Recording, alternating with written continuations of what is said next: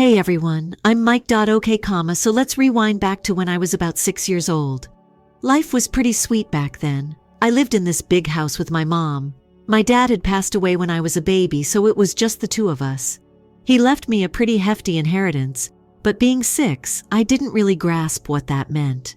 All I knew was that my mom always seemed to have money and we lived comfortably. Then, out of the blue, my mom sits me down one day. "Mike, honey," she says, "I have to go on a business trip. It's really important, okay? You're going to stay with Uncle Rick for a while." At that age, I wasn't exactly overthinking things. Uncle Rick was the fun uncle, the one who let me watch movies I probably shouldn't have and always snuck me candy when my mom said no. So in my 6-year-old mind, I was like, hell yeah, this is gonna be awesome. She hugged me goodbye, and I remember thinking it would just be for a few days, maybe a week, tops. I waved her off, smiling, not realizing that would be the last time I'd see her for a long, long time. Uncle Rick picked me up, and the first few days were exactly what I expected. We ate pizza, stayed up late watching movies. He even let me play his old video games. It was like a mini vacation, and I was living the dream. But then things started to change. Days turned into weeks, and whenever I asked Uncle Rick when my mom was coming back, he'd just brush it off. "Soon, kiddo, soon," he'd say with this tired look in his eyes, like he wasn't so sure himself. Weeks bled into months, and that's when it really started to hit me. I'd see other kids at school getting picked up by their parents, and I'd be waiting for Uncle Rick, wondering why it wasn't my mom. I remember one time I asked him again, "When's Mom coming back?" And that's when he snapped. It was the first time I ever saw him truly angry. "Your mom's not coming back, kid," he said, all gruff. "She left you with me, so stop asking." I didn't understand what he meant at the time, but it hurt, like a punch to the gut. I felt this tight knot in my stomach. Why would my mom leave me? What did I do wrong? Living with Uncle Rick went from fun to a freaking nightmare. He started getting annoyed with me over everything. If I left my toys out, he'd yell.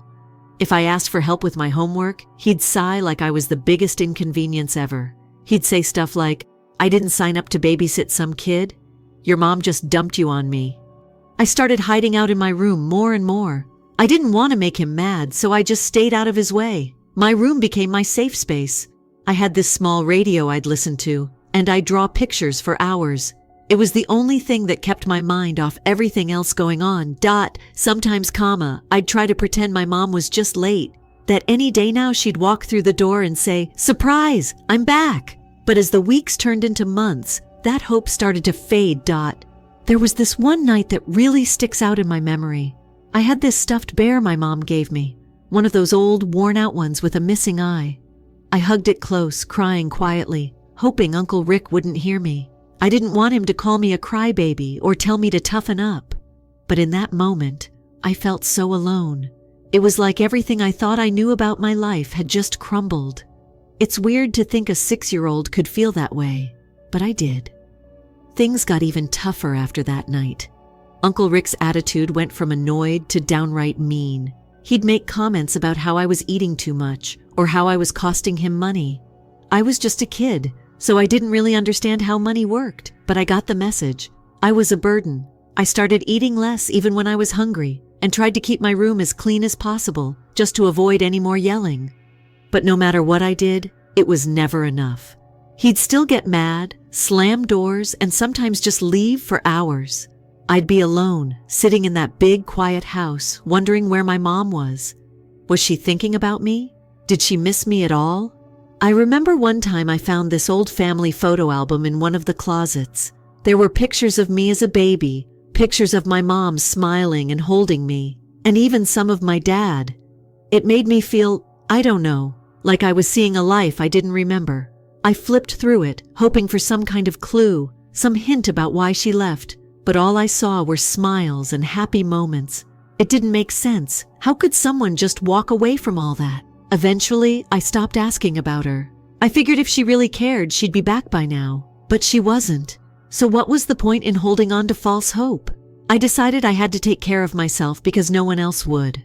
I buried myself in schoolwork. I figured if I couldn't control what was happening at home, I could at least control my grades. I became the quiet kid at school, head down, just doing my work. Teachers started noticing, saying I was gifted and that I had a lot of potential. I didn't care about all that. I just wanted to keep my head down and survive.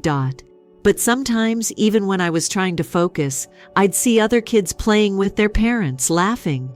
And it would hit me all over again. I'd wonder, what did I do wrong? Why wasn't I good enough? I didn't have answers, but the questions kept me up at night. It wasn't until years later that I realized those questions wouldn't ever go away. They just became a part of me, like this shadow I couldn't shake. It's tough when you're a kid, you know? You don't know how to make sense of stuff like that. All you know is what you feel, and I felt abandoned. Looking back now, I get why I buried myself in school. It was the one thing I could control. It felt like if I could ace my classes, if I could prove I was smart, maybe, just maybe, my mom would come back and be proud of me.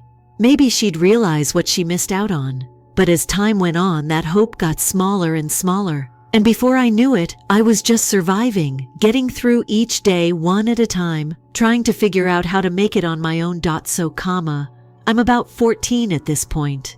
By this time, I'm used to keeping my head down, focusing on school, and avoiding any trouble at home. School was my escape.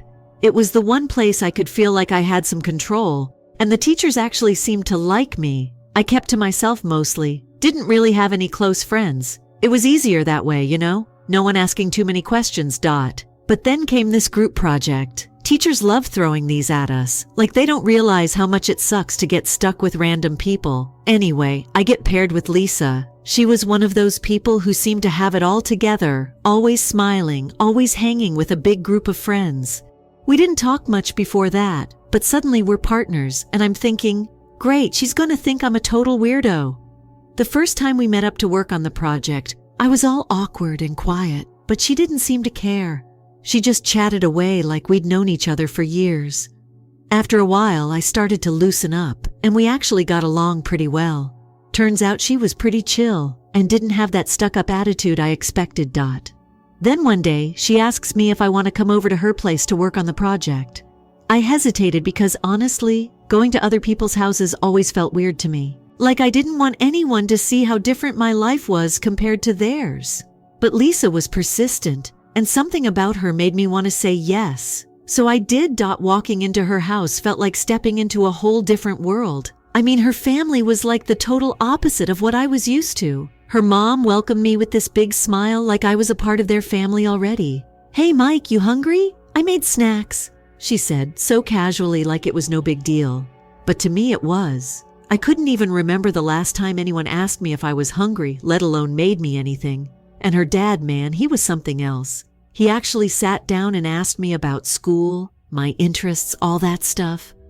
"So Mike, what do you like to do when you're not buried in books?" he'd asked, genuinely interested. It caught me off guard. I mean, no one ever really asked me stuff like that. I mumbled some answers, feeling shy and a bit out of place. But they made me feel welcome, like I wasn't some outsider intruding on their lives. Lisa's little brother even came over and showed me his video game collection, insisting we play together. It was such a simple thing, but it meant a lot to me. I realized I had been missing out on all these small moments that other kids probably took for granted. Sitting there, eating homemade cookies and playing video games, it felt like what I imagined a real family was supposed to be like. After that, Lisa and I started hanging out more, even outside of the project. She'd invite me over, and every time her family treated me the same, like I was welcomed there. Her mom would always say, "Mike, you're part of the family now. You don't need an invite, just come over anytime."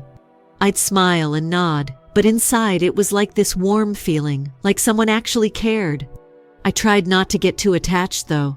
I mean, it wasn't my family, it was Lisa's, and part of me was scared that if I let myself enjoy it too much, it would all just disappear, like everything else in my life. But Lisa didn't let me pull away. She'd always be like, "Hey, you're coming over after school, right?" And I couldn't say no. She became my best friend, and her family became the safe place I could go to when things with Uncle Rick got too rough. There was this one day when everything felt different. I had a rough night before. Uncle Rick had gone off on me because I left a light on, and he kept saying stuff like, "You're nothing but trouble. Why couldn't your mom take you with her?" That hit me hard, and I went to school feeling pretty low. I must have looked miserable because Lisa pulled me aside and asked if I was okay. I tried to brush it off, saying I was just tired, but she wasn't buying it. "Mike, you know you can talk to me, right? Whatever's going on, I'm here for you," she said. The way she said it, I could tell she actually meant it. So for the first time, I opened up a little. I didn't spill everything, but I told her enough.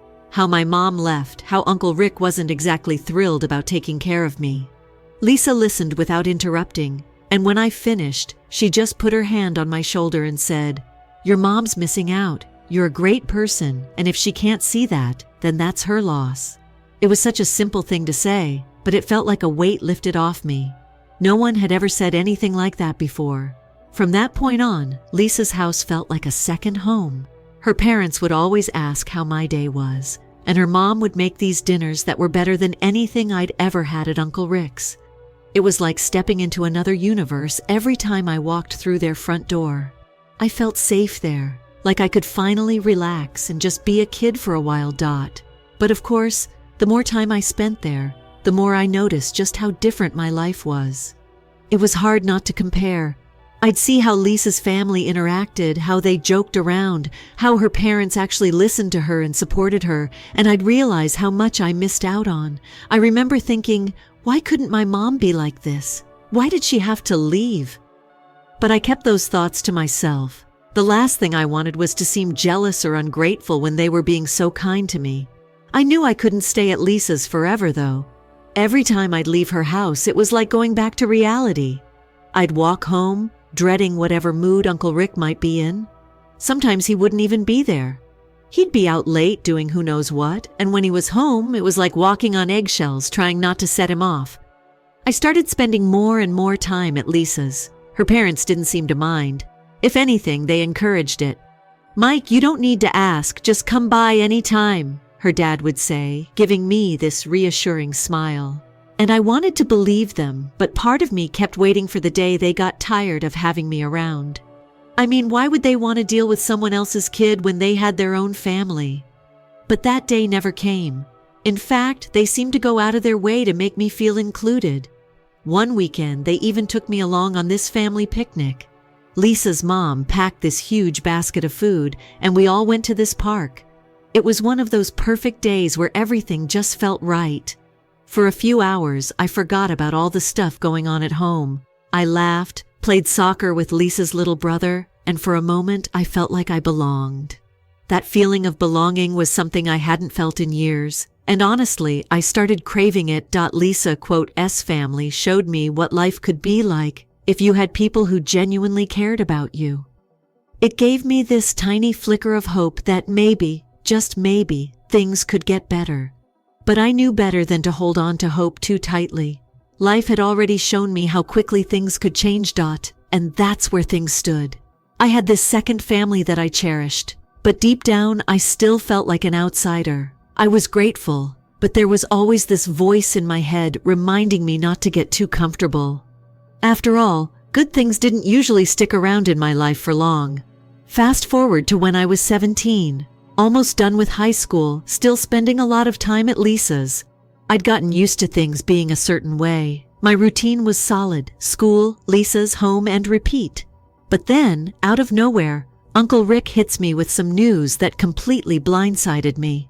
I remember it clearly. It was a Saturday afternoon, and I was in my room doing some homework when I heard him yelling from the living room. "Mike, get out here!" he shouted. I froze for a second, not sure what to expect. When he called like that, it usually wasn't for anything good. But I dragged myself out there trying to stay calm.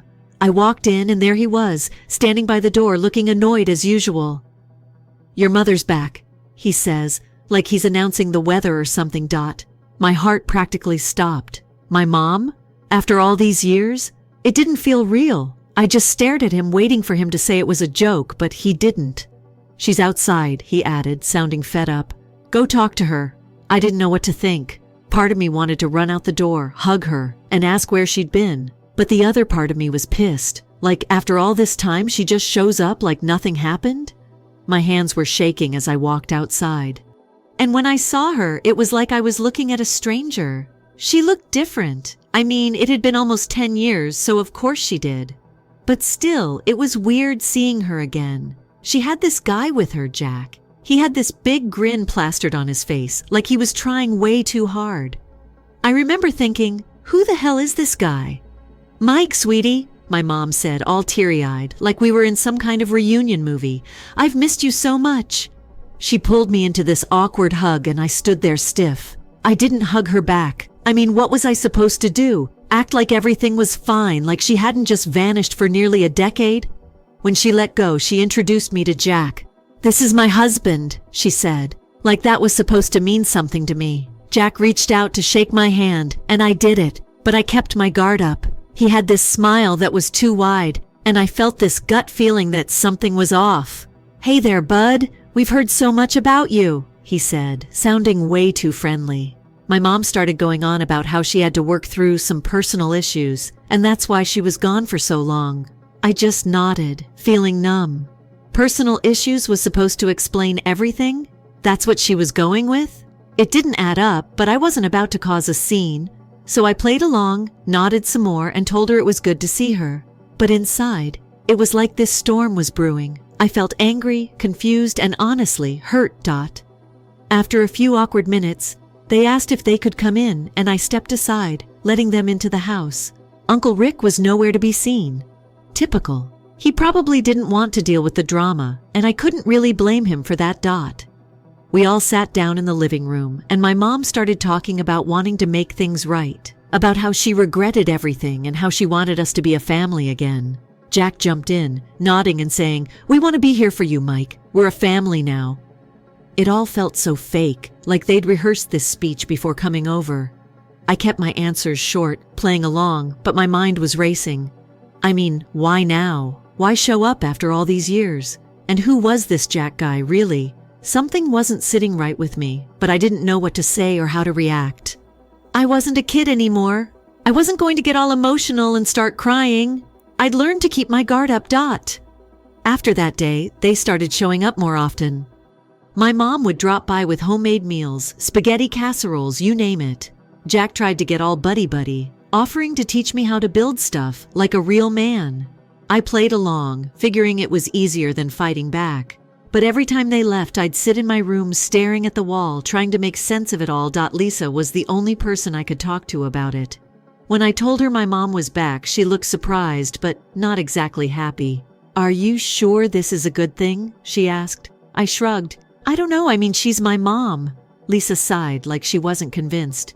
"I just don't want to see you get hurt again," she said.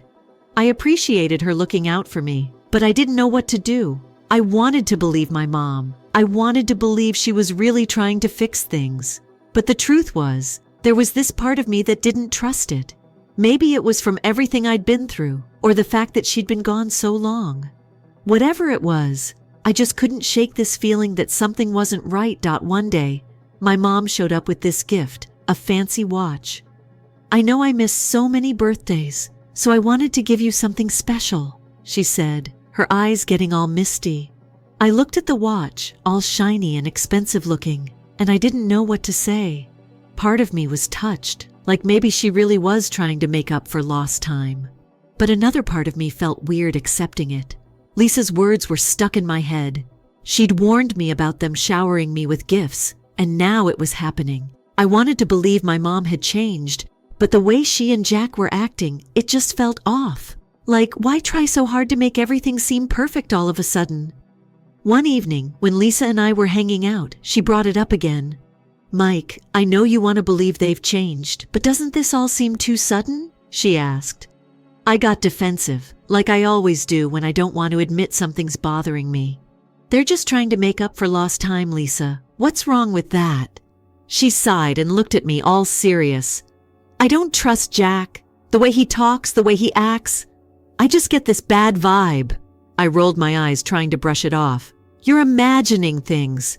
They're just trying to be a family." But her words kept bugging me. I tried to push it out of my head, but there was this nagging feeling I couldn't shake. I started paying more attention after that. Little things started standing out, like how Jack always seemed to steer the conversation toward money. He'd say stuff like, "So Mike, you've got a bright future ahead. Any plans for college? but the way he said it felt more like fishing for info than friendly chit-chat. And my mom, she'd get all fidgety whenever I mentioned my dad's inheritance. I could tell she didn't want to talk about it, which just made me more suspicious. But I kept playing along, pretending everything was fine. I needed time to figure things out. I knew something was up, but I didn't have proof yet. And until I did, I wasn't going to jump to conclusions.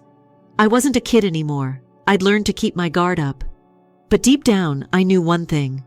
I couldn't trust them, not yet. And that feeling, that gut instinct, was about to lead me somewhere I never expected.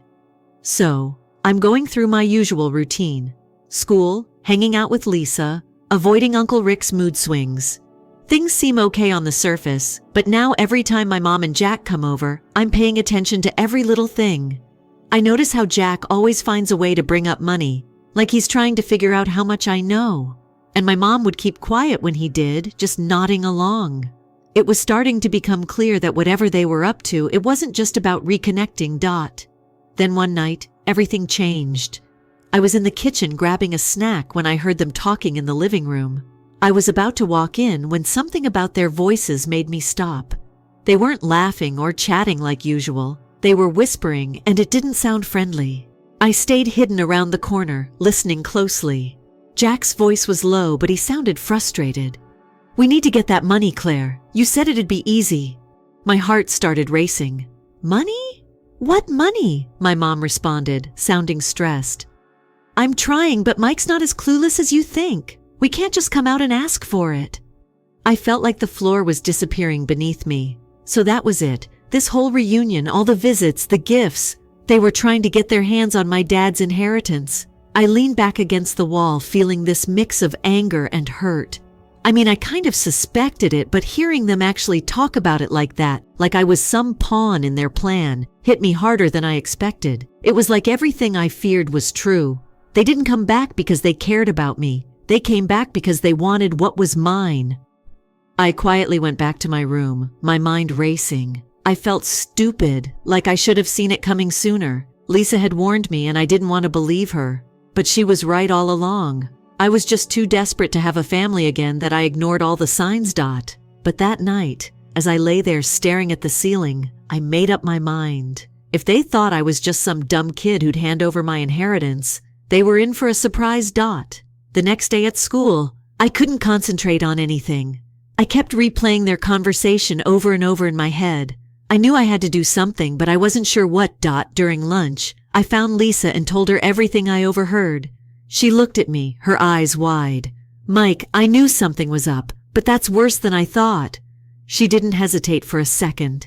"We need to find out more. If they're really after your money, we need proof." I nodded, feeling grateful that she was always by my side. We came up with a plan. Every time I was around my mom and Jack, I'd try to record our conversations. I figured if I could catch them saying something incriminating on tape, I'd have something to use against them if they tried to pull anything. That weekend, my mom and Jack invited me out for lunch, saying they wanted to spend some quality time together. Normally, I would have said no, but this time I saw it as an opportunity. I hid my phone in my pocket with the recorder on, making sure it was angled just right so it could pick up everything they said. We were sitting at the restaurant, and they were putting on their usual show, smiling, asking about school, pretending like they cared about my life. But then Jack started steering the conversation toward college. "So Mike, have you thought about what you'll do after high school? College is expensive, you know. But I bet you're all set with your dad's inheritance, right?" I tried to act casual, shrugging like I didn't really know. "I haven't thought much about it," I lied. Jack leaned in a bit, lowering his voice like he was sharing some big secret. "Well, your mom and I have been thinking. We know it's a lot to handle on your own, and we just want to make sure you're making the right decisions." I stayed quiet, letting him talk. He was doing that thing where he pretended to be concerned, but I knew better now. "We could help you manage it, you know, just temporarily. Make sure it's invested properly. You wouldn't have to worry about a thing." I almost laughed at how obvious he was being, but I kept a straight face. "I'll think about it," I said, playing dumb. Inside, I was fuming. It was so clear now. Everything they were doing was just to get to my money. Later, I showed the recording to Lisa. See, they're trying to get their hands on it, I said, my voice shaking with anger. She nodded, her face serious. We need more. One recording might not be enough. If they deny it, you need to get them talking again. And this time, make sure they admit what they're really planning. I started watching their every move. The next time they came over, I acted like I was finally warming up to them. I let them talk about family, how they wanted to make things right. It was hard to fake it, especially when all I felt was anger. But I knew I had to play the long game. Jack seemed to fall for it. He got more comfortable talking about their struggles and how they'd been through some tough times. He mentioned bad investments, money troubles, and how they needed help. I pretended to feel sorry for them, nodding along like I was considering helping out. Finally, Jack went for it. You know, Mike, we've done everything we can, but we're still in a bind. If you could sign over a small part of the inheritance just to get us back on our feet, we'd pay you back as soon as we can. That was the moment I'd been waiting for. I made sure the recorder caught every word. I'll think about it, I told him, pretending to be hesitant. My mom chimed in. Mike, we just want what's best for you. We're a family. Families help each other. Hearing her say that almost made me snap, but I held it in. If anything, it made me more determined to get the truth out there. After they left, I listened to the recording with Lisa. She nodded, satisfied. We've got enough. They're trying to manipulate you into giving up your money. We spent hours going through everything I had recorded, making sure we had a solid case. It was hard to accept that my own mom, the person who was supposed to care about me, was just using me. But I knew I couldn't let them win. I had worked too hard to get to where I was, and I wasn't about to let anyone take that away. That night, I felt a weird sense of relief. It was like I finally had some control over the situation. I knew what I had to do, and this time I was going to make sure they didn't get away with it. No more playing along. I was going to fight back. Here we are. After all the sneaking around and recording, I finally had the evidence I needed. My mom and Jack had been trying to scam me out of my inheritance, and now it was time to confront them. But I knew I couldn't just run up to them yelling about what I knew. I needed to be smart about it, make sure they couldn't worm their way out. First thing I did was talk to Lisa. She'd been my rock through all of this, and I trusted her more than anyone. We sat down and went through everything I had, recordings, notes, everything. We need a plan, she said, her eyes serious. You can't just show them what you've got. They might try to twist things, or worse, destroy the evidence. She was right. If they caught wind of what I was doing too early, they could ruin everything. So we came up with a plan to catch them red-handed. I had to make them think I was ready to hand over the money. I know it sounds risky, but it was the only way to get them to admit everything directly. We needed something they couldn't deny later on. I called my mom that evening. Hey, I've been thinking about what you and Jack said, I told her, trying to sound unsure. Maybe we could meet and talk more about it. I could practically hear her relief over the phone. Oh, Mike, that's great. Let's meet tomorrow for dinner, okay? We can talk through everything. Perfect. That's exactly what I wanted. An opportunity to get them both in one place. I made sure everything was set up. I even asked Lisa to hang back at the restaurant as backup, just in case things went south. She agreed, saying, We've got this, Mike. Don't worry. The next evening, I showed up to the restaurant with my phone ready, the recorder tucked in my pocket like before. I found my mom and Jack sitting at a table, all smiles, like they hadn't just spent the past few months trying to scam me. Hey, bud, Jack said, giving me that fake, friendly grin of his. I forced a smile back and sat down, trying to look as relaxed as possible. We went through the small talk for a while, how school was going, what my plans were for after graduation.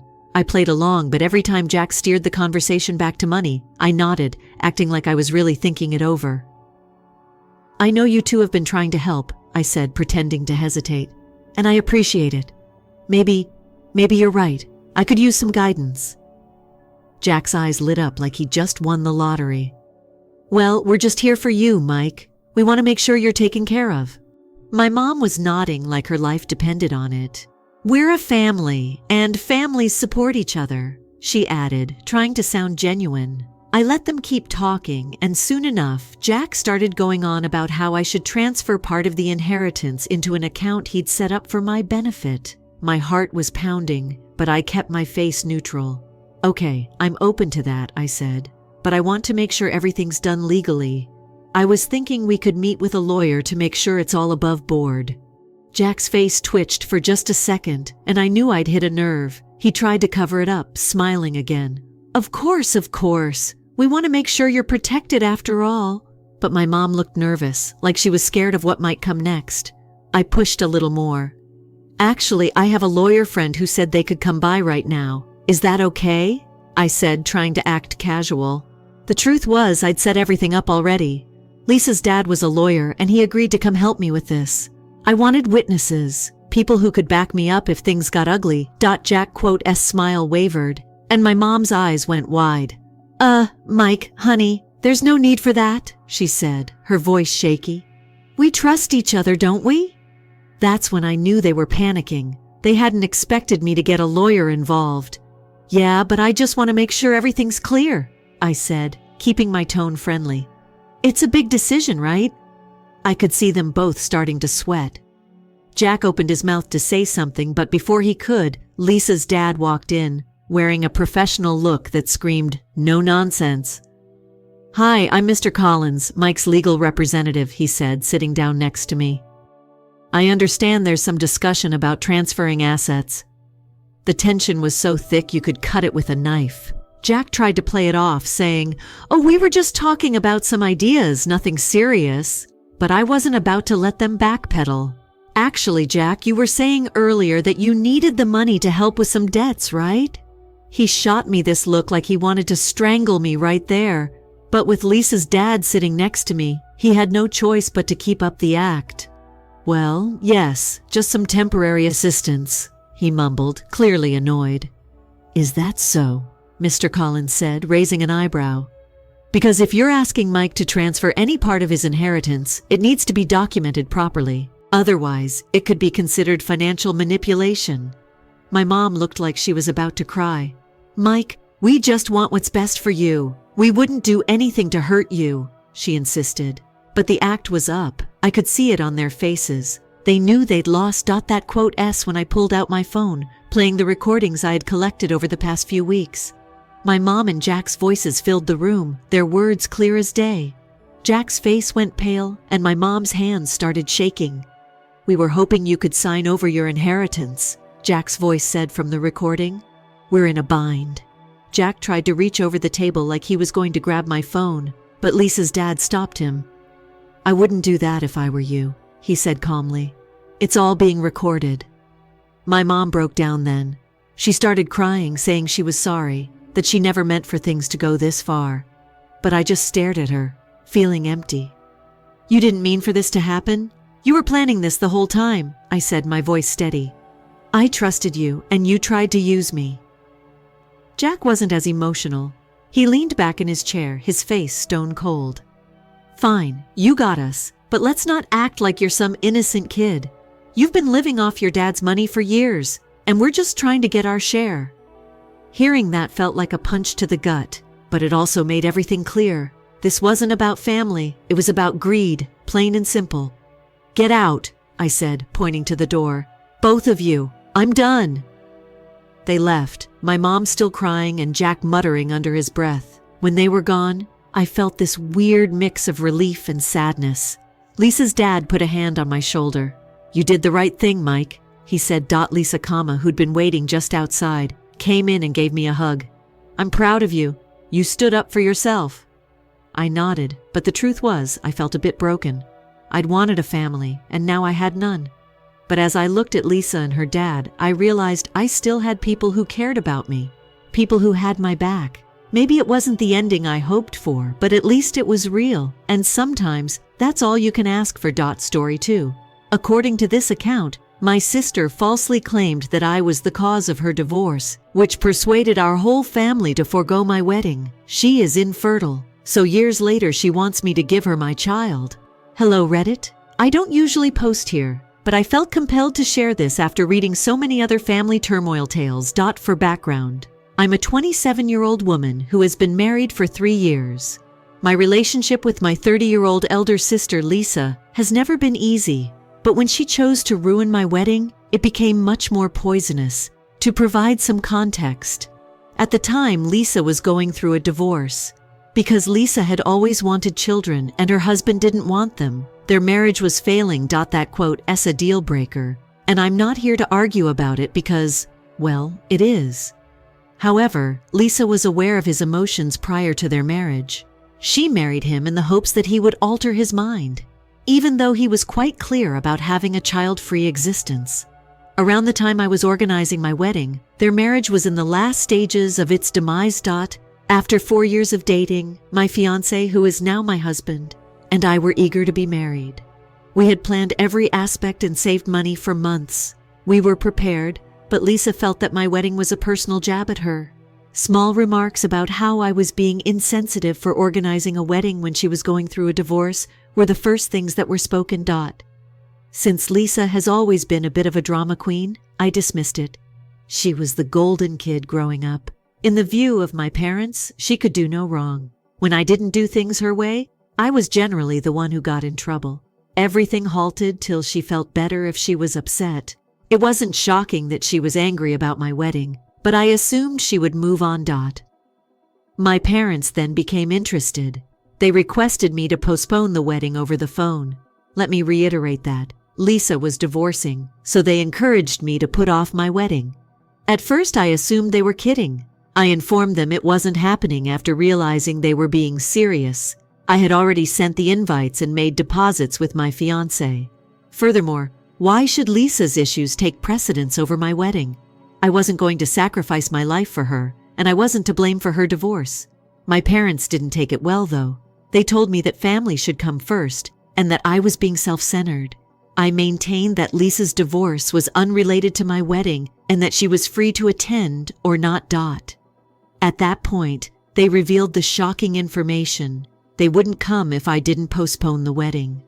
To save Lisa's feelings, they were prepared to miss the wedding of their own daughter. I was devastated. On a deeper level, this seemed like a betrayal, even though I had always known they preferred Lisa.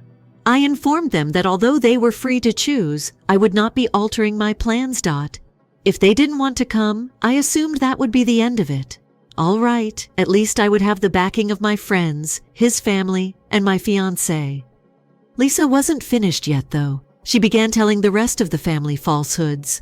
She first claimed that I was being unkind to her by getting married while she was going through a difficult period.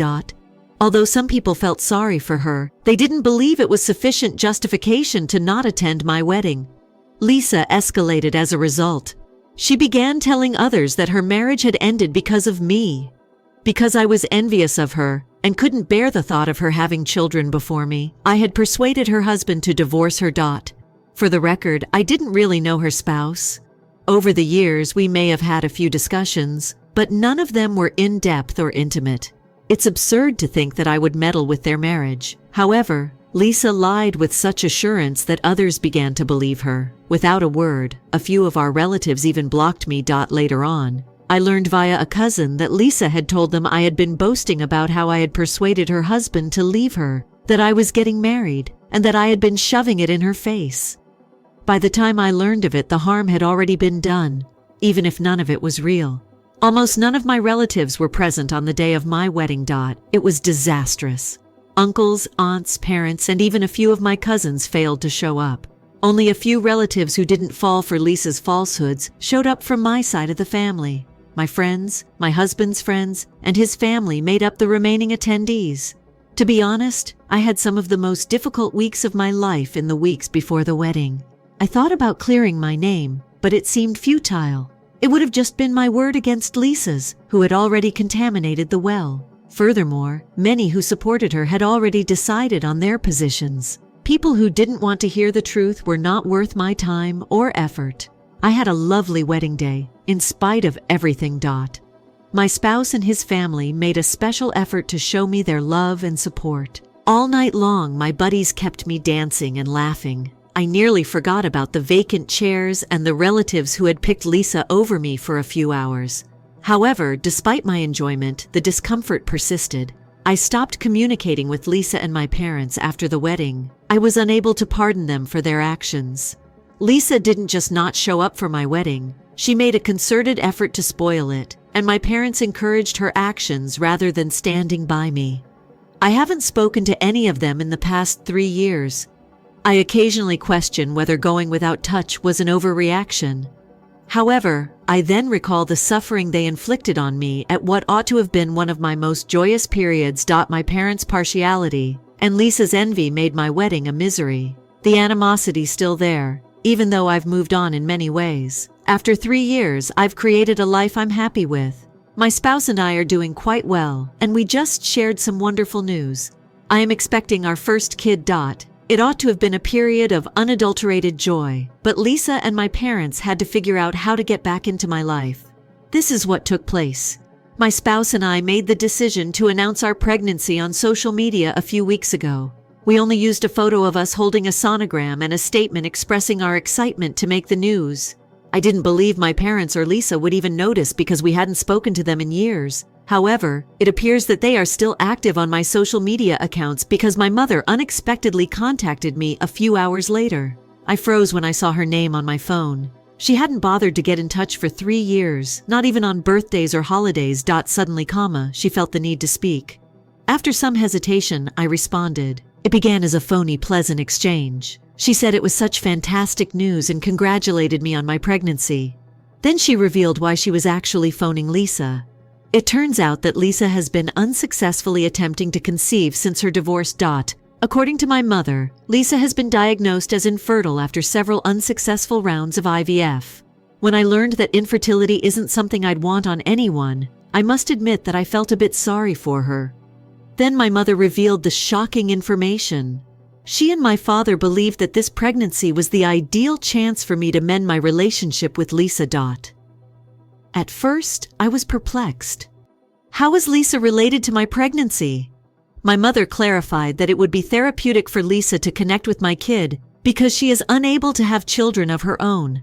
As if my kid might somehow replace the vacuum created by her infertility, she recommended that I allow Lisa to be actively involved in my child's life.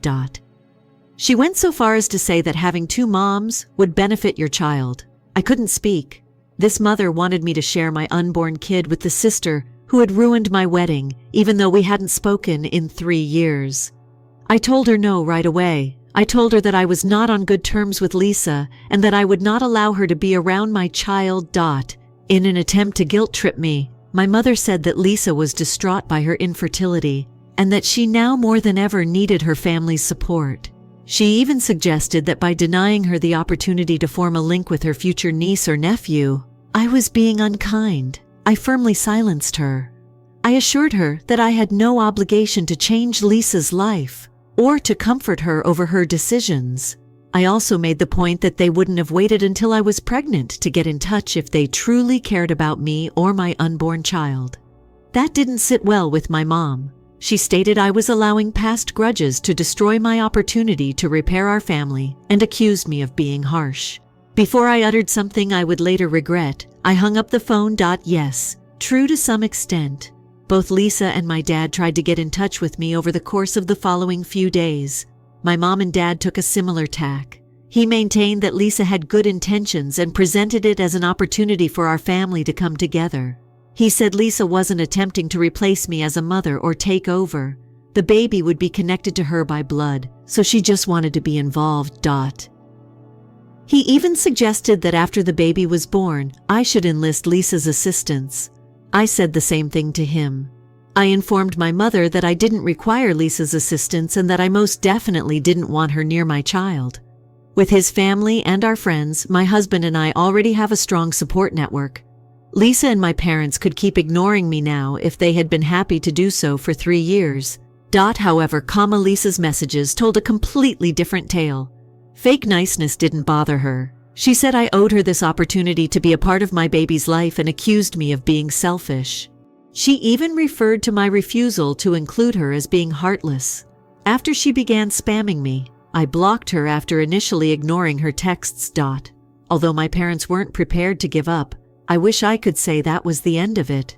A few days later, they gave me another call, this time together. and made one final attempt to advance the idea. In fact, my mother said, "This baby could be the family's way of making things right because Lisa has been through so much."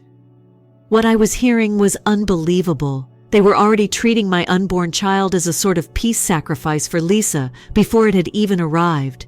I lost it at that point. I informed them that I could see right through their phony worry and that I would not allow them to use guilt to pressure me into this absurd scheme. Additionally, I made it plain that, like I did with Lisa, I would block them permanently if they persisted in pushing. They attempted to argue, but I ended the call before they could say anything more. I've been juggling a range of emotions ever since. On the one hand, I believe that my position is justified. My parents and Lisa showed me exactly where their priorities were when they skipped my wedding and spread lies about me. They don't deserve a place in my child's life. But on the other hand, I can't help but feel angry and sad that they would even try to manipulate me like this. It's like they've learned nothing from the past 3 years. Guess for now, I'm focusing on my pregnancy and trying to stay positive. My husband has been amazing through all of this, and his family has been so supportive. They quote V reassured me that I don't owe Lisa or my parents anything. And honestly, they're right. This baby is a new chapter for me and my husband, and I'm not going to let toxic people ruin that. While I've spent the past few years trying to move on, the whole situation with Lisa has always felt unresolved. I knew she lied to the family to sabotage my wedding, but I never got the full story of what was going on in her life back then. That changed about a year after my wedding, when my husband and I ran into Lisa's ex-husband. Let's call him Mark. By complete coincidence, what he told us blew my mind and gave me so much clarity about Lisa's behavior. Every year, saw her, Cheryl. It all started one afternoon when my husband and I went out for lunch at this little restaurant. We quote deep in meaning to try. We were halfway through our meal when I spotted Mark sitting a few tables away with a group of co-workers. At first, I wasn't sure if he'd recognize us, but he ended up walking over to say hello. The conversation started casually. He congratulated us on our wedding and apologized for not attending. I assured him I understood. Considering the time of his divorce from Lisa, that's when things took an unexpected turn. My husband made an offhand joke about how it was odd that Mark hadn't been to the wedding, given Lisa didn't even show up herself. Mark looked genuinely surprised and questioned, "What do you mean she didn't go?" "She told me she was busy helping you plan everything." I nearly choked on my drink. Lisa had been using my wedding as an excuse to prolong their divorce procedures. According to Mark, she frequently pushed back their mediation meetings, stating she was too busy with wedding arrangements. Meanwhile, she was aggressively spreading falsehoods about me to the rest of the family. Mark acknowledged he felt it was unusual that Lisa looked so concerned in my wedding, especially because she and I had never been close, but he figured she was simply trying to keep up appearances during the divorce. That quote when my husband and I told Mark the truth. Lisa hadn't been helping with my wedding at all. In fact, she'd gone out of her way to ruin it. We recounted how she propagated stories that I had somehow induced him to leave her, and that I'd been gloating about it to the family. Mark was astonished. He stated he had no clue she was lying about me, and he apologized for not reaching out to explain things sooner. The true bombshell was then dropped by Mark, the real cause of their split. Lisa had been telling everyone for years that they couldn't agree on having children, which was the reason their marriage collapsed. She desired to become a mother, whereas Mark was determined not to have children. She continued to tell that narrative, and most people accepted it. However, Mark claims that their breakup had a far deeper cause.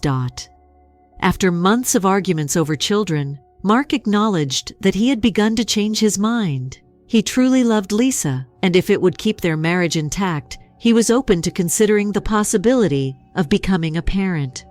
He made the decision to sit her down one day and inform her that he was prepared to begin discussing the possibility of starting a family. She said something that totally altered his perception of her, even though he had anticipated her to be ecstatic. Lisa said that she had previously stopped using birth control without informing him for months. She said that she had been praying for an unplanned pregnancy so he would be forced to comply.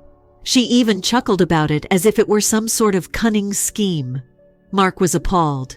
He claimed that he felt totally deceived by her, not only because she had told him lies, but also because she had denied him the knowledge necessary to make such a significant life decision. For him, that was the last straw.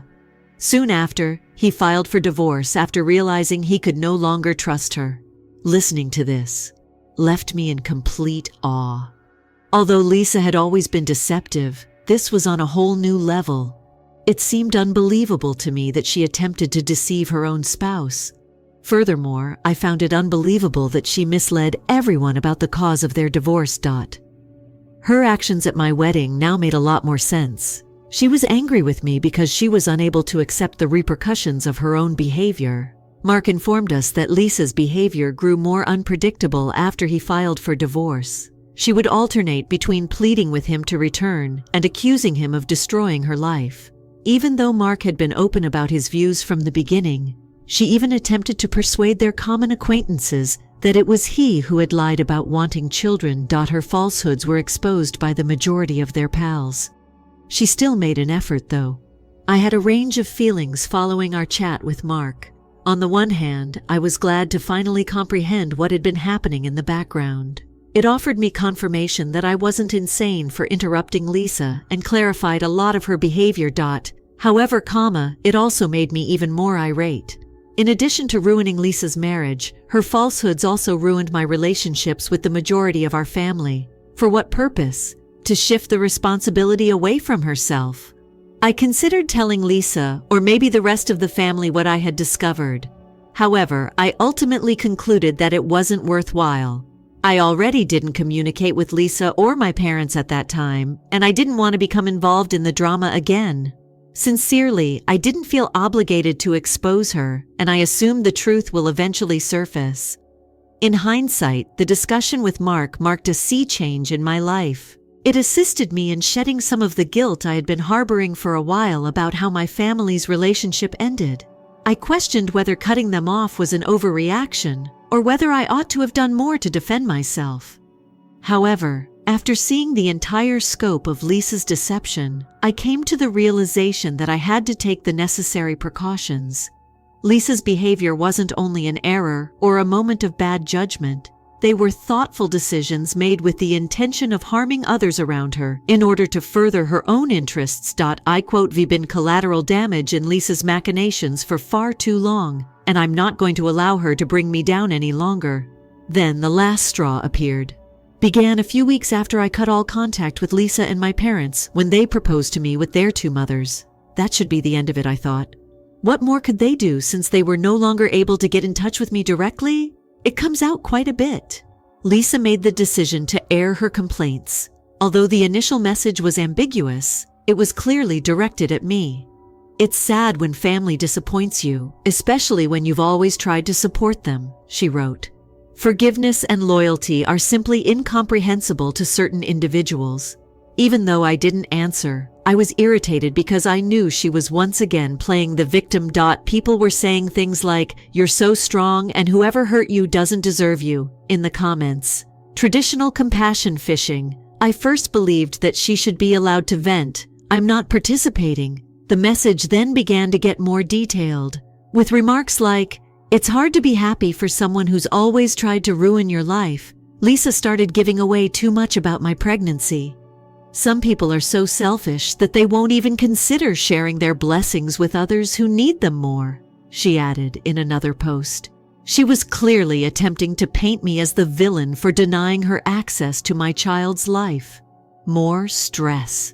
When my mother began to weigh in, it was the last straw. She wrote her own essay on how certain members of this family have always been deceitful and envious, and how they abandoned us when we were most in need. "It's heartbreaking to see your own child reject her sister's pain," she even wrote. She probably didn't see the irony of accusing me of ignoring Lisa's suffering. After years of her and Lisa ignoring me, these posts weren't merely bothersome. Extended relatives who hadn't talked to me in years began phoning to inquire about my well-being and to see how I was doing. They said things like, "Why can't you just make peace with Lisa?" in an overtly accusing manner, "And family is the most important thing. You must move forward from this." They all seemed to have determined that I was the bad guy without even seeking my perspective. I made the decision to stop letting Lisa dictate the story after a few weeks of this bullshit. I wanted to maintain the peace, so I hadn't spoken about her falsehoods for years. However, that tactic was obviously ineffective. It's okay if Lisa wants to share our private issues on social media. I follow suit. I contacted Mark, Lisa's ex-husband, to inform him of the situation. Since our encounter at the restaurant, we had spoken a few times and were friendly. He agreed when I asked whether he would mind if I told him the truth about their divorce. He even promised to support me in the event that my story was questioned. I therefore explained everything in a lengthy post. I explained how Lisa had ruined my wedding by spreading false information about me, how my parents had encouraged her behavior, and how they had attempted to use guilt to get me to give her my baby. Then I revealed the shocking details of her divorce, including the fact that she had secretly stopped using birth control in an attempt to try to trap Mark, and that her manipulative behavior was the true cause of their breakup. It was an explosive reaction. My phone was overflowing with family messages in a matter of hours. Some expressed support, stating that they were unaware Lisa was capable of such feats. Others were incensed, accusing me of kicking Lisa while she's down and revealing personal family secrets. At first, Lisa and my parents were remarkably quiet, which indicated to me that they were unsure of how to spin this. Naturally, though, their silence was short-lived. Lisa claimed in a post a few days later that I had made up the whole story out of jealousy. She accused me of trying to turn the family against her and claimed that I had always been resentful of how close she was to our parents. My parents supported her by saying that they only wanted to re-establish the family and that they never anticipated my being so harsh. Well, I wasn't even mad yet. I was worn out. Anyone who still wanted to believe Lisa may do so. I had told them the truth. I didn't want to spend my time debating with folks who had already decided what they wanted to do. After a week or so, I decided to take down the post. Not because I felt bad about what I said, but more because I didn't want any negative comments on my social media accounts. Things have somewhat subsided since then. The majority of the Lisa supporting family has become silent, and several have even apologized for previously falling for her falsehoods. However, Lisa and my parents continue to play the victim. They have posted a few more times about how families should always be together and that all they want is peace, but I haven't always answered in the same manner. I quote, "V taken every precaution to protect myself. It's their issue, not mine. If people continue to accept Lisa's account of events, I refuse to allow toxic individuals to continue to occupy my life because I am expecting a baby." That's the current situation. I'd love to know how you handled it if you've ever had to deal with a family member sharing your problems on social media. I appreciate you reading. Hello everyone. I've been spending a lot of time locating these tales for you, and the channel has been a little sluggish lately. Please click the subscribe button if you like the article. It keeps this adventure going strong and means the world. Together, let's develop. Let's go on to the last update now. The last update. Reddit, hello. I had no intention of posting again, but my family and the cosmos had other ideas. It seems like Lisa, 30F, and my parents weren't ready to let go, even though I believed I had closed this chapter. You are already familiar with the backstory if you have been reading my writings. Here's the condensed version if not. My wedding was wrecked by my sister Lisa.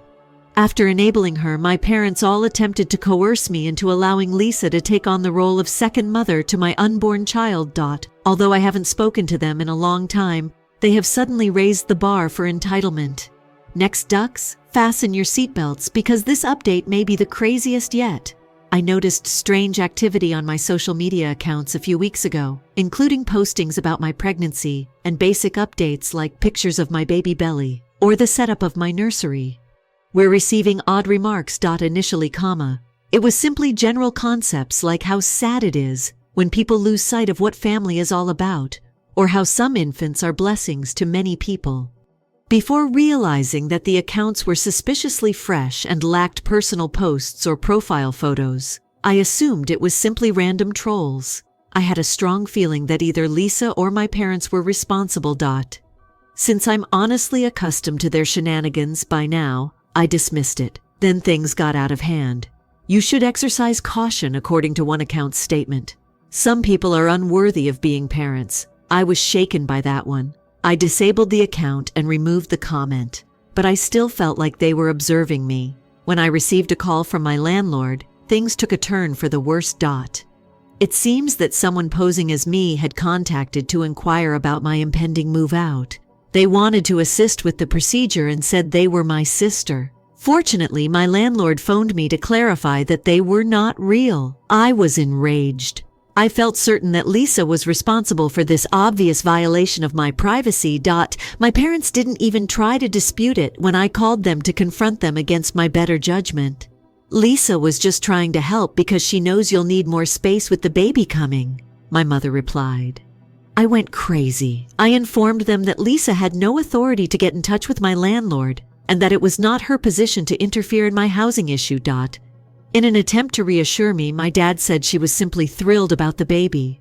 Why don't you allow her to participate in this? I ended the call at that point. I had no intention of wasting my breath debating with those who obviously failed to recognize the absurdity of this situation. Enough, our agreement.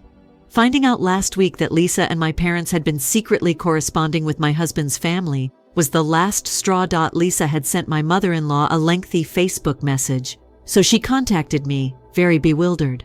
Lisa portrayed herself as a victim in the letter, saying she was devastated over being left out of her niece or nephew's existence and that I had cut her out of my life without cause. She even said that since this kid deserves a whole family, my in-laws had to act as a mediator between us. Bless my mother-in-law. Put an end to that right now. We were content with our family and didn't need anyone to interfere, she informed Lisa.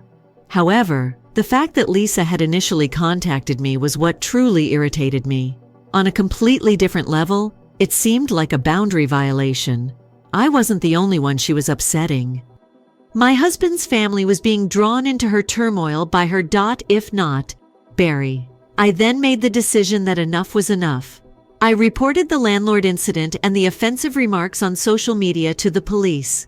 Through a lawyer, I also issued Lisa and my parents a stop and desist letter, stating unequivocally that I would not think twice about taking legal action if they persisted in harassing me or my family. They didn't like it, of course. How could you do this to your own family? My mother asked me in tears over the phone. Lisa accused me of being vengeful and harsh in a lengthy email. You're even denying me the opportunity to become a mother via your child, she remarked. I shuddered at that line. How she doesn't realize how insane she sounds is beyond me. This is tearing the family apart, my dad said in an attempt to shame me. Your point has been made. Can't we simply go on, though?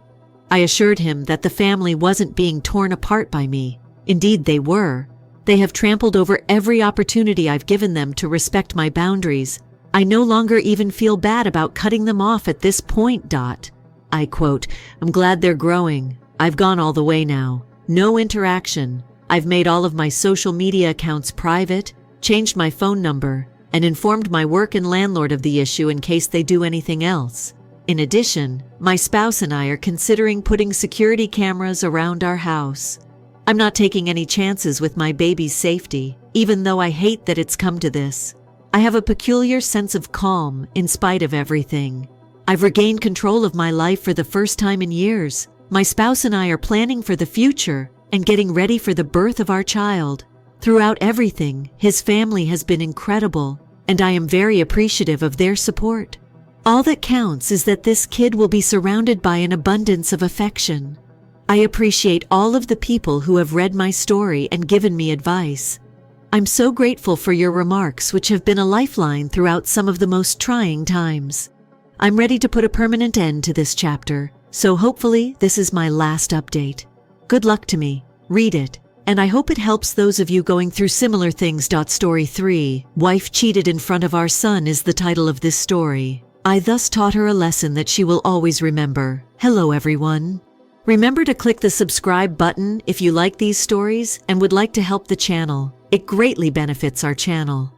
Let's shout, "Hey Reddit!" to begin the video op. I've never posted before, and I'm not sure how to get started. To be honest, I'm just here to get this off my chest and see if anyone can help me understand it. I feel like I'm going to blow out if I don't talk about this, which I've been suppressing for days. First, some background. I'm 26 years old and I've been married for 6 years to my wife Emily, who is also 26. Our daughter is 10 months old and our son is 5 years old. Our lives appeared to be going well on the surface. At least that's what I believed. Although my job as a manager at an IT business keeps me busy, I've always found time for my family. Emily works as a hospital receptionist, although she hasn't been doing much lately due to maternity leave. In terms of personality, Emily and I are rather different. I'm the gregarious kind. I enjoy socializing, attending events, and meeting new people. Emily, meanwhile, is more of an introvert. Although she doesn't really venture outside of her comfort zone, she maintains tight relationships with her family and a few childhood pals. Spending time with her parents or the kids at home makes her the happiest. Her sense of groundedness has always been something I've liked. I used to, anyhow. On July 1st, everything changed. I had gone to see my parents, who live approximately 5 miles away, so I wasn't at home that day. I assumed it was simply another Saturday, like all the others. One of my old co-workers, Matt, during lunchtime. Apparently, the 23-year-old dropped by the residence. He had some of my paperwork that I had left at his house the previous day when we were talking about work-related matters. Matt chose to drop them out in person since he assumed I would be home because I don't work on weekends. It wasn't until Matt phoned me a few days later that I learned about this visit. All I knew at the time was that Emily had allowed Matt in after he dropped by, but I'll get to that in a moment. Later, she admitted to me that she didn't recognize him and didn't give it much thought when he claimed to be employed by me. While he waited, she gave him coffee, which, to be honest, seemed like a courteous, everyday gesture. What I was unaware of. What transpired next was beyond my wildest expectations. On the 3rd of July, I receive a call from Matt. It was unexpected, and based on the tone of his voice, I could tell right away that something was wrong. I was surprised when he apologized at the beginning of the conversation. He revealed the shocking information when I asked him what he was sorry about. Are you aware of your wife and me? I didn't even comprehend the question at first. He began to clarify when I inquired what he meant. He said that Emily let him inside when he stopped by on July 1st, and they struck up a conversation. It seems that their mutual love of reading or whatever caused them to click. Since Emily isn't even a big reader, I found it strange that he claimed they were discussing literature. But whatever. He claimed that once the talk became cordial, it somehow became more heated. They kissed first, he acknowledged. I have no idea who started it.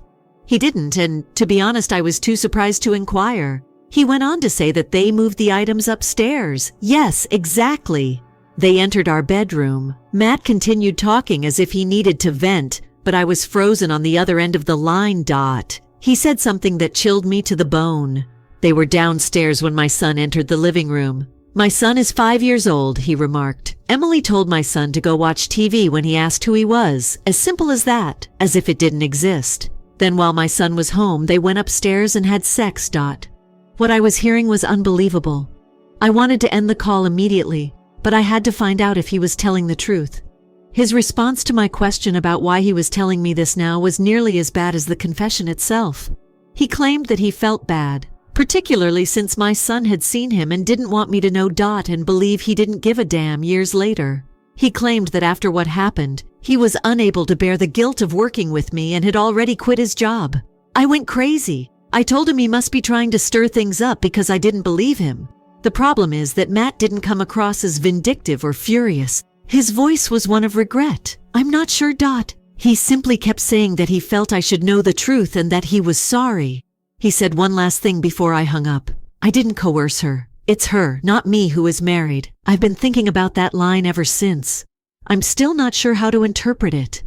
I felt as though the earth had been torn out from under me when I hung up the phone. My voice, my hands, and my legs were all trembling. When I made an effort to calm myself, I was unable to think clearly. I kept replaying the conversation in my head, wondering if it was all some elaborate lie, or if my wife had actually done this. That night, I didn't get any sleep. I was unable to. I lay there staring at the ceiling, feeling sick to my stomach. By the morning, I knew I had to confront Emily. A part of me hoped she would deny it and that Matt was just lying to mess with me. But deep down, I think I already knew the truth. After that phone call with Matt, I was completely wrecked. I stayed up the entire night going over everything in my head. The worst part wasn't even what he said. It was the way he said it. There wasn't any spite or anger in his voice. If anything, he sounded nervous, like someone who knows they've done something terrible but wants to make amends even if it's too late. That's what made it feel real, and honestly, that's what made it so much worse. The morning after the call, I drove back to the house. I hadn't told Emily I was coming back, and the whole way there I was rehearsing what I was going to say. My hands were shaking on the steering wheel. I was pissed, obviously, but more than that, I was hurt. I kept picturing her face when I walked in. Would she deny it? Would she admit it? How the hell was I even going to handle this? When I got home, the kids were in the living room watching TV. Emily was in the kitchen humming to herself while making breakfast. It was such a normal scene. And for a second, I felt like I'd stepped into some alternate reality. How could she act like everything was fine after what had happened? I didn't beat around the bush. I told her I needed to talk to her alone, and we headed upstairs. As soon as the door closed, I turned to her and said, "Matt phoned me." That was it. Just those 3 words. Her reaction was quick. She froze, her eyes wide like a deer caught in headlights. "What did he say?" she inquired, but her voice broke as she uttered it. I told her everything. Every word Matt had spoken on the phone, down to the slightest detail. As I talked, I could see the color draining from her face. At first, she attempted to deny it. She said Matt was lying, that he must be attempting to get back at me for something. But when I explained the bit about our son stepping in, she crumbled. She started weeping. It was more than a few tears, too. There was a lot of crying. She apologized repeatedly. "I apologize," again and again, as if that will resolve everything. I felt nothing as I stood there observing her. There was an overpowering sense of betrayal, but neither sympathy or pity. I questioned her about it. Her response? I'm not sure. She said that it just happened spontaneously and wasn't planned. She accused herself of being overly amiable and allowing the situation to worsen. "I feel lonely," she remarked. She thought that we weren't bonding anymore since I'd been so preoccupied with work and the kids. I couldn't get myself to care, though. Even while she was saying all of this, her actions could not be justified by anything she stated. The question that had been bothering me since the phone conversation was then posed to her. "Have you given our son any thought? Did you consider how he could feel if he witnessed her weeping worsening?" She repeatedly stated that she was at a loss for words, that at the moment she didn't consider it. That wasn't good enough, I told her.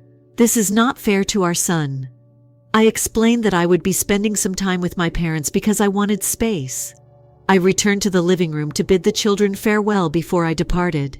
"Daddy, are you staying at home today?" my youngster said, beaming up at me. That almost broke me, I promise. As I gave him a hug and promised to see him soon, I struggled to suppress my emotions. I sobbed as I returned to my parents' house.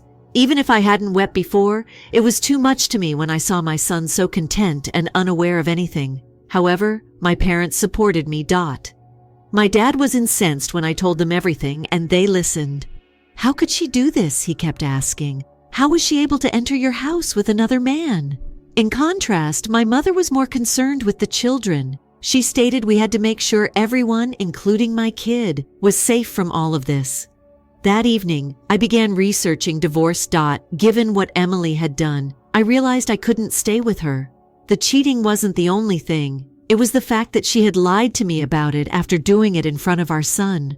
How can you recover from that? I informed Emily via text that I was going to file for divorce.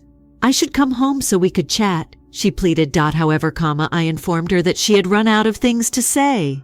I just mentioned that I would be open to co-parenting for the benefit of the children. She texted me often, stating she would stop at nothing to make things right, but I didn't reply. That's the current situation.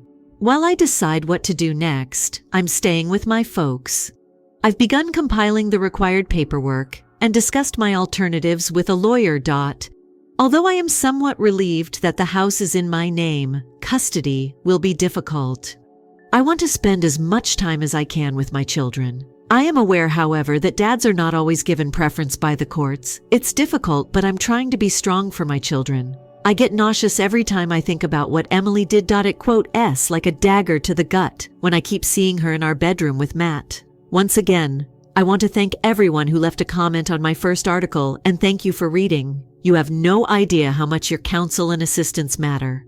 I would welcome any advice on how to manage custody or divorce processes, particularly in the UK.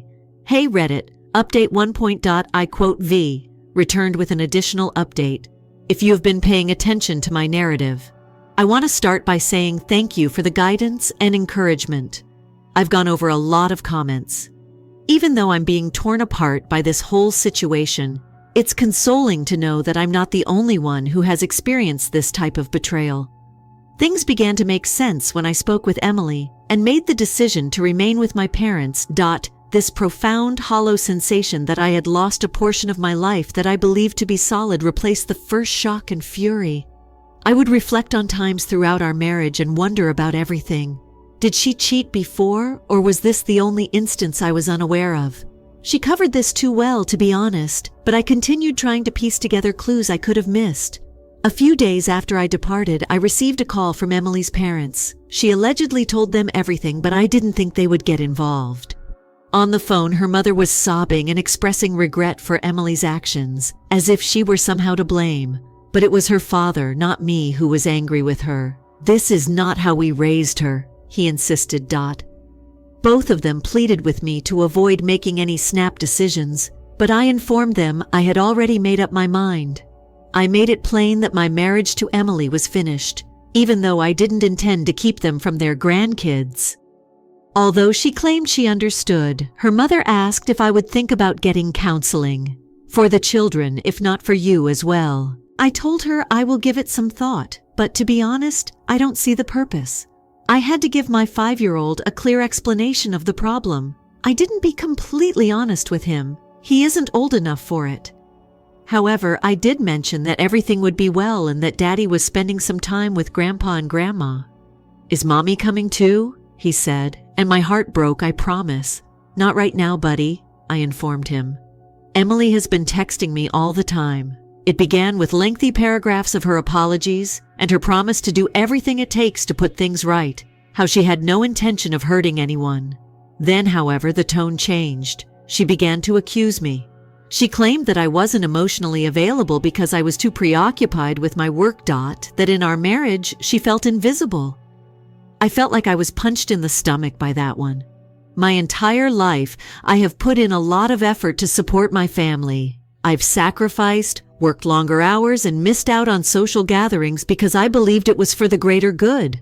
She's now claiming that wasn't sufficient, that she was forced to sleep with someone else because I wasn't always confirming her. Her messages were not answered by me. I was unable to. My stomach turned every time my phone buzzed. I was so overwhelmed by the constant reminders of what she had done that I had to mute her texts.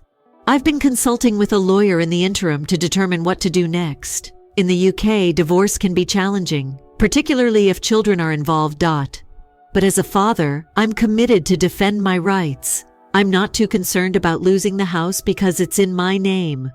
However, custody is another matter. Even when the cheater is their ex, I've heard horrifying tales of parents being given the short end of the stick. Everything, texts, emails, and the conversation with Matt has been recorded by me. Even the altercation with Emily. Having a paper trail is beneficial, according to my lawyer, particularly in the event that things go complicated. In addition, I began journaling, recording everything that occurred, including the amount of time I spent with the children. It seems strange, as though I'm constructing a case against my own wife, but I suppose that's the reality. So far, Emily has been very cooperative when it comes to custody. I'm not sure how long that will continue, but she consented to a short-term 50/50 agreement while we work out the legal issues. I wonder if she's acting nice now because she feels bad about it. What occurs then when that guilt subsides? Will she be spiteful and try to take the kids away from me? I'm not sure, and I am being tormented by that uncertainty. Maintaining normalcy for my kids has been one of the most difficult aspects of all of this. My daughter isn't old enough to comprehend what's going on. However, my youngster is intelligent, smarter than I realize. He is aware that something is amiss at times, even though he hasn't yet come up with the right phrases. He suddenly stated, "I miss Mommy," as we were playing with his toys at my parents' place the other day. I assured him that he would see her soon, and that it was acceptable to miss her. On the inside, though, I felt like I had let him down. regardless of how much I despise Emily for her actions. I don't want to destroy their bond with their mother, who is still their mother. However, how can I strike a balance between it and my emotions? I can hardly look at this person without being nauseated, so how can I co-parent with them? What Matt mentioned has also been on my mind a lot. He told me this because he didn't want me to be unaware of my son's carrying that memory. How much my son truly recalls is a question I constantly asking myself. Is he aware of what he witnessed? Will he remember it in the future? If it does, how can I tell him without making things worse for him? I'm simply going day by day for the time being. I've resumed going to the gym, in part to relieve stress, and in part because I need something to take my mind off of the chaos that has become my life. My folks have been amazing, providing me room when I need it and assisting with the children. Additionally, I've been considering treatment. For me, not for Emily and me. Maybe it's time for me to start talking about my feelings, even though I've never been the type of guy to do so. I don't want this resentment to last a lifetime, and I most certainly don't want it to influence how I raise my children. I haven't discussed what occurred with many people. Only my lawyer, my parents, and a very close friend. Admitting that your wife cheated on you and brought a different man into your house and bedroom is, humiliating. Every time I say it out, it feels like a kick to the stomach. Once more, I want to thank everyone who has been following my tale. Even though it hurts to relive, writing this all out has been strangely healing.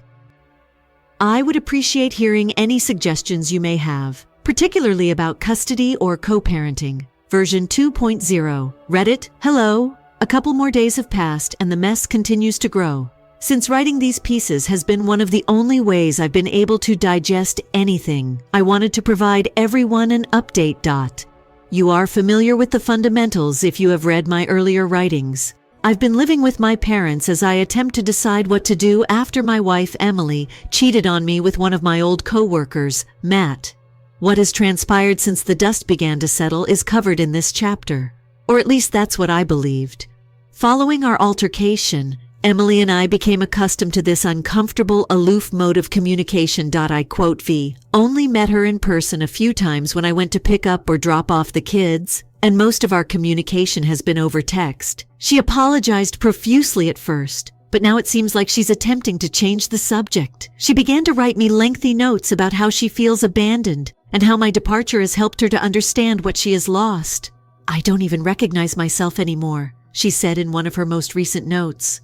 I made a mistake because I was in such a low place. But instead of supporting me through it, why did you simply leave?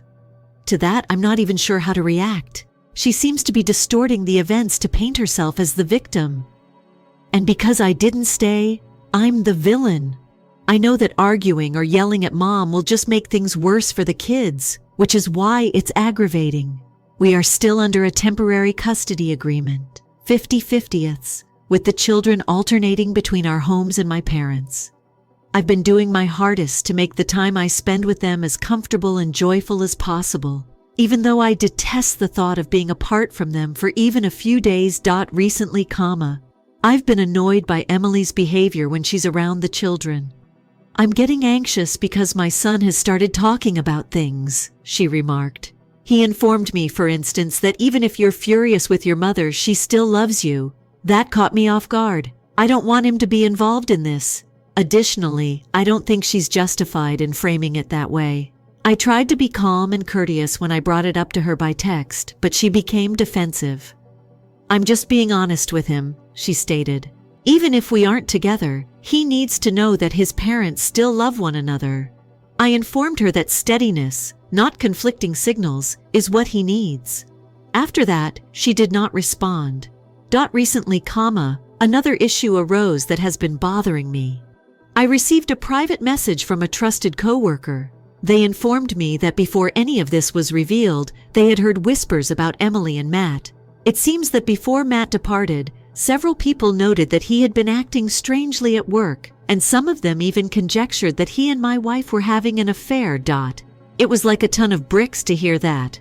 I had been convincing myself that this was an isolated incident, a sign of weakness. I'm not so sure now, though. Was this more complicated than I had assumed? Did they begin dating earlier? perhaps while Matt was still employed by me. The thought has been bothering me, but I have no evidence. I keep asking myself questions, but I don't want to get paranoid. Before Matt, were there other guys? Is this the only one I learned about? And how could she have concealed it for so long if this was a continuous issue? It's been difficult to respond to my son's increased questioning lately. He's not old enough to really comprehend, but he's old enough to know that something is wrong. He asked me the other night, "Are you and your mother still wed?" I went cold. I didn't want to give him false information, but I also didn't want to bombard him with information that he wasn't yet old enough to comprehend. "Mommy and Daddy are working things out, but we both adore you," I informed him. Though I could see the bewilderment in his eyes, he nodded as though he understood. "My kid has been more needy lately, but she is too little to understand what is going on. It kills my heart to see her cry whenever I leave the room, even for a few while. Despite knowing that I'm not to blame, I feel like I'm disappointing them both. The encouragement I've received from my parents and a few close friends has been a bright spot in all of this. Helping out with the kids and trying to make their lives as regular as possible. My mom has been amazing. However, my dad has been finding it difficult to control his rage. Even though he doesn't discuss it much, I can tell by the way his jaw tightens when Emily's name is spoken. Throughout it all, my closest buddy Mark has been a pillar of support. He is the type of person that doesn't sugarcoat anything and says it like it is. He bluntly told me, "Dude, you deserve better. Don't allow her to coerce you into remaining." It has kept me grounded to hear that from someone who has known me since we were little. Next week, my lawyer and I will meet one more to complete the divorce paperwork. Although we have previously talked about some of the first steps, such as custody and financial arrangements, there is still more work to be done. I've been researching post-divorce co-parenting, attempting to find a solution for the benefit of the children. The thought of forgiving Emily is one thing I find difficult, for my own sake, not hers. By letting go of the anger now, I don't mean forgetting what she did, or allowing her to return to my life. I don't want to let it overtake me. It feels like a heavy burden on my chest all the time. I've been researching therapy, not only for myself but also for my son. I want to make sure he has someone to talk to in case he needs it, even if I'm not sure how much he recalls or comprehends about what occurred. That's the current situation. I quote, "am attempting to maintain my focus on the children and the future by taking things one day at a time." Once again, I want to thank everyone who has read and left comments. You don't realize how much it matters. I would welcome any guidance on co-parenting or how to handle these difficult talks with children. The last update. Hello Reddit, this will be my final post for a bit. I feel like I've finally turned the corner after all that has transpired. I simply wanted to express my gratitude to everyone here for their support. Through all of this, it has helped me stay sane. But I believe I'm finally at a place where I can concentrate on the future. Allow me to take you through the most recent events as the divorce process has developed. I quote, "V established clear limits with Emily while being careful to safeguard my children and myself. Early on, I became aware of how much she had depended on me for financial support, not only for herself, but also for her parents. Prior to all of this, I was responsible for paying the majority of the bills. When they were having financial difficulties, I helped cover items like her parents, any gaps in their mortgage, maintenance for their old car, and even food. Since I believed that we were family, and that family helps one another, I never voiced any complaints. That's all on her now, though. It was like pulling a rug from under her when I moved out and severed our financial relationship. Emily had to confront the fact that she was no longer protected by my money. Although her part-time job as a receptionist is respectable, it is insufficient to sustain our family's way of life or to continue supporting her parents in the manner that I did. Her parents have also begun to experience the consequences. Her father phoned me last week, perhaps expecting me to help them out once more, similar to before. He alluded to the fact that they are overdue on a few payments and said that the house needed some maintenance. I forcefully but gently informed him that I was no longer able to assist. I stated that while I tried my best when Emily and I were together, I now need to prioritize my children and my own future. What could he say, though, that he wasn't happy? I wasn't going to back down, and he was aware of the circumstances. Emily, on the other hand, is clearly having difficulties. For the time being, she continues to reside in our family home. However, I have said unequivocally that the house belongs to me and the divorce paperwork will reflect this. After the court case is over, she will have to leave. She has been making an effort to be kind, but occasionally, as was the case during one of our custody exchanges the other day, the cracks emerge. She talked about how difficult things had been for her. "You have no idea how difficult it is to balance the children's schoolwork and everything else," she remarked. I answered, "I think I understand perfectly." After giving her a quick glance, I quote, "We've been doing it for years, but when I made a mistake, I had no one to turn to. I'm done having her guilt trip me, even if I didn't want to come across as nasty. After making her bed, she must now lie in it." Emily's parents are more affected by the heat than she is.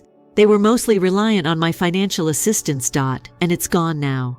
I don't feel awful about that, even if it seems harsh. I assumed we were a team, so I stepped up for years.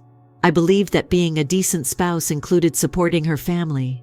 However, I can't continue to stand up for those who supported her while she deceived me in light of what she has done. Recently, her mother even contacted me in tears, telling me that they were getting behind on their expenses and that Emily simply lacked the resources to assist them the way I had.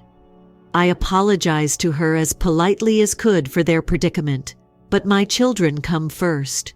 Drawing that boundary after all these years was both strange and freeing. For too long, I have been bearing their burdens. Emily has made an effort to cover for them, but it is obviously wearing her down. Even if she's taking on more work, it's not enough. In passing, she stated that in order to make ends meet, she is considering selling some of her belongings. Though it's too late for her to realize that now, I can't help but wonder whether she now realizes the weight of all I carried during our marriage. My children remain my top priority in spite of everything. I'm doing everything I can to protect them from the turmoil. They don't have to be aware of my financial difficulties or the conflict between their mother and myself. They only need to know that they are supported and loved. Additionally, I've begun saving money for their future. Previously, I was too busy assisting Emily and her family to have the luxury of doing this. Knowing that I'm doing something that will directly help them makes me happy. Additionally, my son has been doing well. We found a rhythm with our time together, and he's gotten used to the new schedule. I've been attempting to maximize it, whether it's sitting with him and listening to his ideas, taking him to the park, or helping him with his homework. He is a very intelligent and considerate child, and I want to ensure that he feels safe as he grows up. One thing I've learned from all of this is that you can't let people walk all over you for too long, regardless of what happens with his mother and myself. I believed it was right to prioritize the needs of others before my own. However, I've come to understand that looking after myself is equally crucial, particularly if I want to be the best parent I can be. Emily has been making an effort to win back my favor, even bringing up the subject of counseling once more. But I haven't changed my mind. Therapy will not change the fact that this marriage is ended. She is capable of determining her own course. For my part, I'm working on improving my life and that of my children. In order to spend more time with them, I've started researching different work options. I'm also considering returning to school part-time in order to acquire new skills. Although it's difficult, I feel like I have control over my life for the first time in a long time. If this process has taught me anything, it is that you cannot help someone who is unwilling to save himself. Emily must now face with the repercussions of her decisions. It's time for me to go on now that I've fulfilled my responsibility. To everyone who has helped me along the way, thank you. Your counsel, supportive remarks, and even your stern love have been invaluable. Even though I'm still learning, I'm confident that I'll emerge stronger from this experience. Cheers to fresh starts.